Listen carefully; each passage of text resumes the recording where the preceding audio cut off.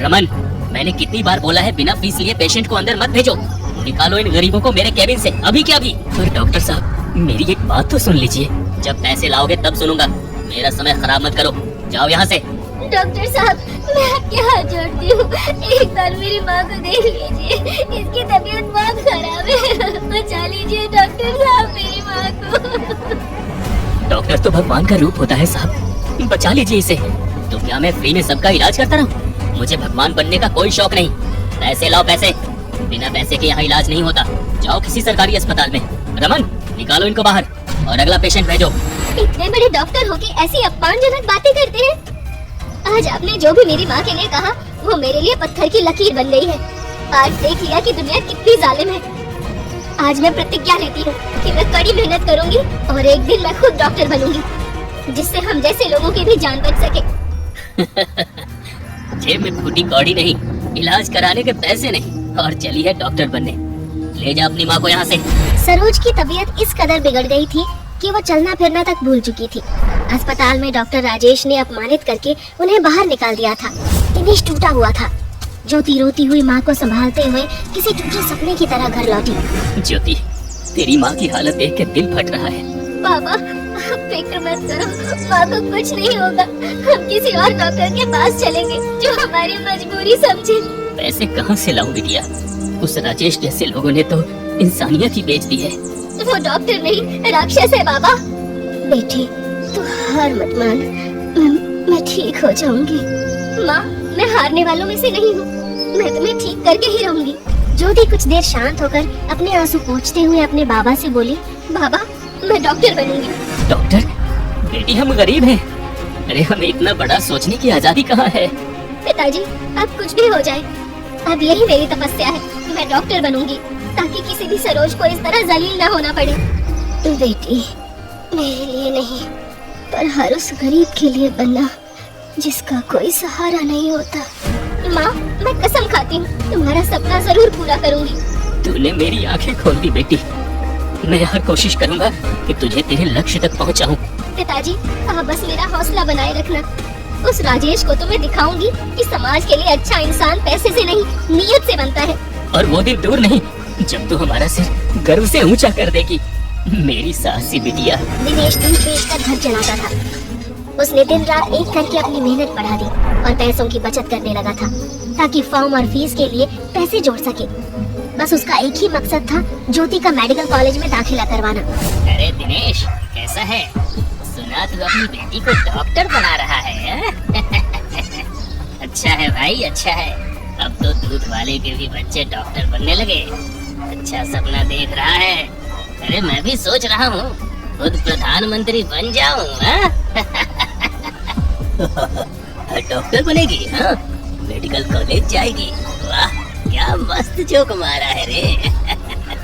अरे हंसी आती है कि गांव के दूध वाले की लड़की अस्पताल में इलाज करेगी और ऊपर से अस्पताल की दीवारों को नीपेगी। पक्की बात है, बेटी फीस की जगह कहेगी, आप एक भैंस खरीदो हमें। दोनों मिलकर दिनेश और उसके काम का मजाक बनाने में मस्त थे। दिनेश पास खड़ा होता है, उसके चेहरे पर थकान और गुस्सा था। वो दोनों के सामने आकर बोलता है, आप लोग हंसी मत उड़ाइए मेरी बेटी के सपने का। मेरी बेटी पढ़ेगी, मैं बनाऊंगा उसे डॉक्टर। अरे कौन सा रास्ता चुना है? दूध बेचकर कॉलेज की फीस दोगे या फिर अपनी सारी गाय बेचकर? हैं?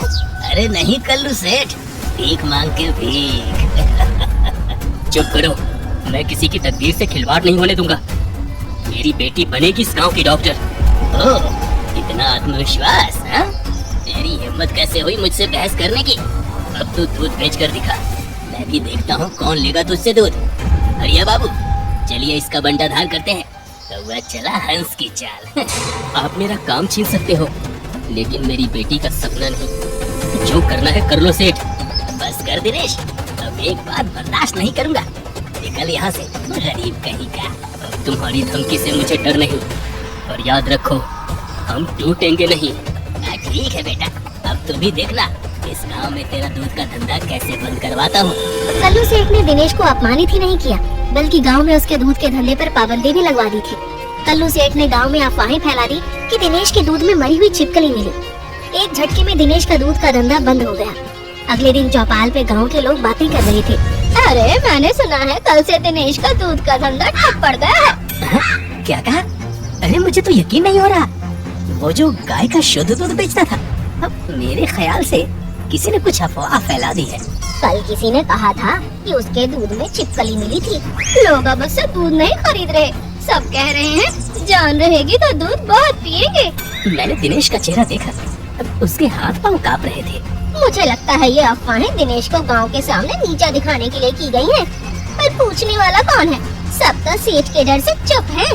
अफवाहें आग की तरह फैलती हैं और ना रोका जाए तो हर चीज तबाह कर देती है। दिनेश अब कर्ज से तो दबा ही था, साथ ही साथ उसकी पत्नी की दवा का अधूरा बिल और ज्योति की स्कूल की फीस की स्लिप। उसकी जेब खाली थी पर आंखों में उम्मीद ठहरी हुई थी। बिटिया, तू बस पढ़ाई पर ध्यान दे।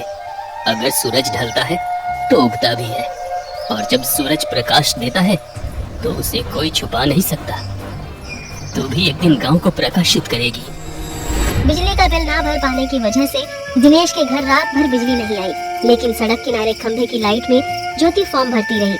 लाइट का झिलमिल उजाला उसके सपनों का साया बनकर पन्नों पर गिरता रहा। इस कागज पर धब्बे हैं, पर मेरा इरादा साफ है, अब मुझे कोई रोकेगा नहीं। मुझे भी सब डॉक्टर ज्योति बोलेंगे। अगले दिन सुबह कॉलेज से खबर आई कि फीस जमा नहीं हुई, एडमिशन कैंसिल हो गया। वो लिफाफा दिनेश के हाथ में कांपता रहा।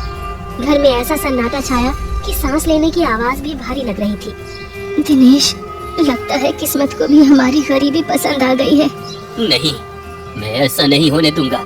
मुझे किसी भी हद तक जाना पड़े, मैं जाऊंगा। सेठ की मदद के बिना इस गांव में कोई आगे नहीं बढ़ पाया है। अब वो खुद भी तुमसे चिढ़ा हुआ है। सरोज, उसका घमंड तो मैं जरूर तोड़ूंगा।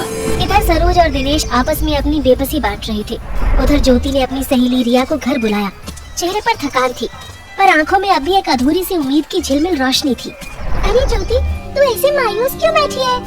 कुछ सोच कॉलेज के लिए। रिया, सब खत्म हो गया। बाबा फीस नहीं भर पाए, अब तो एडमिशन भी कैंसिल हो गया। कब नहीं हुआ पगली? तूने आज कॉलेज की वेबसाइट नहीं चेक की? मतलब मैं कॉलेज की वेबसाइट देख रही थी, वहाँ स्कॉलरशिप प्रोग्राम है गरीब और होनहार छात्रों के लिए। सच में रिया, ऐसा भी कुछ होता है क्या? हाँ रे, बस तुझे फॉर्म भरना है और अपने डॉक्यूमेंट जमा करने हैं। टॉप 10 में नाम आया तो 70% खर्चा सरकार देगी। यानी अगर मैं पास हो गई तो डॉक्टर बनने का रास्ता फिर खुल जाएगा। बिल्कुल, और तू तो पढ़ाई में सबको पीछे छोड़ देती है, तो ये स्कॉलरशिप तेरे लिए क्या चीज है? रिया, तू मेरी सबसे अच्छी दोस्त है। रिया के जाने के बाद ज्योति ने दौड़कर अपने माँ बाप को खबर दी। घर में पहली बार महीनों बाद एक उम्मीद की गूंज सुनाई दी, जैसे सूखे पेड़ पर पहली कली खिली हो। बाबा, माँ, अब भी सब खत्म नहीं हुआ क्या? क्या कह रही है तू बिटिया? मुझे स्कॉलरशिप मिलेगी माँ, बस परीक्षा पास करनी है। क्या क्या तू सच कह रही है? हाँ बाबा, अब कोई सेठ हमें नहीं रोक पाएगा। भगवान करे तेरी ये बात सच हो जाए। फिर तो मैं दिन रात मेहनत करके पैसे इकट्ठा करूंगा। दिनेश ने अगले ही दिन मजदूरी पकड़ ली। कभी दुकान साफ करता तो कभी किसी की छत धोता। हर कमाई की पाई पाई वो ज्योति की फीस के लिए जोड़ता रहा। अपने शरीर के एक एक खून का कतरा मेहनत में लगा दूंगा, लेकिन अपनी बेटी को डॉक्टर जरूर बनाऊंगा। तुम्हारी ये रोज की जद्दोजहद देखकर मेरा दिल भर आता है। सपने तो उसके लिए है सरोज। हमारी जिंदगी तो बीत गई दूध मापते मापते, पर उसकी जिंदगी बदलनी चाहिए। बस भगवान करे उसकी मेहनत रंग लाए। रंग तो लाएगी ही। उधर कल्लू सेठ के लोग अब दिनेश को देखकर मुस्कुराते, ताने कसते। हर चौपाल पर एक ही मजाक था, डॉक्टर बनेगी दूध वाले की बेटी। मगर अब दिनेश के चेहरे पर कोई संकोच नहीं था। हंस लो जितना हंसना है, पर जिस दिन मेरी बेटी डॉक्टर बनेगी, तुम्हारी हंसी की कीमत मैं खुद तय करूंगा। सरोज की तबीयत अब ज्यादा बिगड़ने लगी। दवा की शीशी खाली थी। ज्योति अस्पताल की सीढ़ियों पर बैठी थी, पर इस बार आंखों में आंसू नहीं, विश्वास था माँ को बचाने का, वो भी हर हाल में। कुछ वक्त बाद एक सुबह पोस्टमैन ने दरवाजा खटखटाया तो सरकारी मेडिकल कॉलेज की तरफ से कुछ आया था। दिनेश ने कांपते हाथों से लिफाफा खोला। ज्योति की आंखों में रोशनी भर आई, संघर्ष रंग लाया था। देखो सरोज, तेरी बेटी अब मरीज नहीं, इलाज बनेगी। हाँ पिताजी, ये सब आपके कारण सच हुआ है। अब मुझे गांव को बताना है कि गरीब का खून भी डॉक्टर बन सकता है। भगवान करे ये दिन जल्दी आए दिनेश, जब लोग हमारी गरीबी से नहीं, हमारी बेटी के नाम से हमें जाने। उस दिन मैं अपने फटे कुर्ते में भी राजा जैसा महसूस करूंगा सरोज। जब किस्मत साथ ना दे तो इंसान को अपनी हिम्मत को ही अपनी ताकत बनाना पड़ता है। दिनेश का परिवार हर जख्म झेल चुका था, पर उसके सपनों की सांस अभी भी जिंदा थी। ज्योति, तुझे पता है ना, तेरे जैसे गरीब स्टूडेंट्स को स्कॉलरशिप के लिए बहुत स्ट्रॉन्ग बैकग्राउंड चाहिए होता है। मैं कोशिश करूंगी तेरा नाम आगे कराने की, मेरे कुछ सोर्सेज हैं। रिया, तू ही मेरी सबसे अच्छी दोस्त है, तू होगी तो कुछ ना कुछ रास्ता निकल ही आएगा। एक दिन की बात है, सरोज और दिनेश एक छोटी सी दवाई की दुकान पर गए, क्योंकि सरोज की तबीयत बिगड़ रही थी। भाई साहब 2 दिन का वक्त दे दीजिए, मैं पैसे ले आऊंगा। आप दवा दे दीजिए, पैसे नहीं है तो इलाज नहीं मिलेगा। ये कोई दया का घर नहीं है, दवा की दुकान है। निकलिए यहाँ से। उस एक वाक्य ने दिनेश को बहुत निराश कर दिया। घर लौटा तो एक तरफ ज्योति टेबल लैंप की मंद रोशनी में पड़ रही थी और एक तरफ दोनों असहाय किस्मत की मार झेल रहे थे।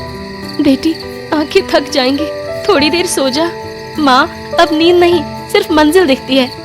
कभी दिन की धूप में, कभी रात की मोमबत्ती के नीचे ज्योति का हर पन्ना पसीने और सपनों से भीगा हुआ था। कुछ महीनों बाद रिजल्ट आया। अरे देखो, ज्योति ने एमबीबीएस में टॉप किया है। अब ज्योति बन गई टॉपर ज्योति दिनेश कुमार। सरोज, देख, तेरी बेटी ने कर दिखाया। हाँ। मुझे पूरा यकीन था कि एक दिन ज्योति हमारा नाम जरूर रोशन करेगी। गरीब दूध वाले की बेटी अब डॉक्टर बनने की राह पर थी, पर असली जंग अब शुरू हुई थी। ज्योति को एक अस्पताल में एक डॉक्टर के रूप में अपॉइंट किया गया, जहां उसे अपनी ट्रेनिंग भी पूरी करनी थी। ज्योति का अस्पताल में पहला दिन था।